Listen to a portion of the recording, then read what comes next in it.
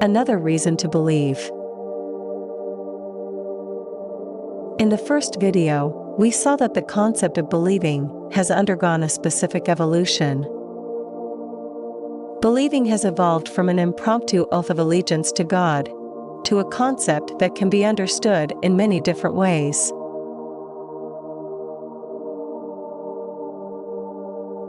The English word faith has traditionally been an exclusive, religious concept. Believing was once a sign of allegiance and pledging a vow to a person or God.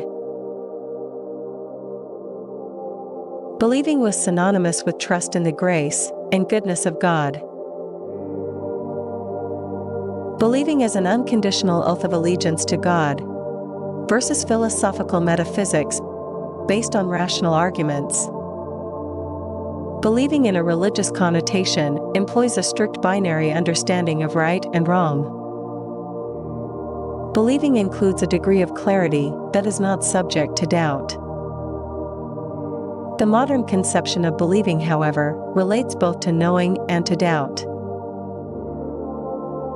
With this, the oath of allegiance contrasts with the opinions of rational philosophical reflections, like on the great metaphysical questions, such as the nature of reality, the nature of good, and an explanation for evil. To believe a person says something about how we esteem and honor that person. Believing someone's word is a speech act, equivalent to making a promise. One can believe someone as a person, but that does not mean that one always believes what the other person says or believes. So believing has a double dimension. Believing says something about the person, and it says something about the proposition that this person represents. The statement, "I believe in God," contrasts with, "I believe it is raining." The statement, "I believe in God," is more than just a proposition.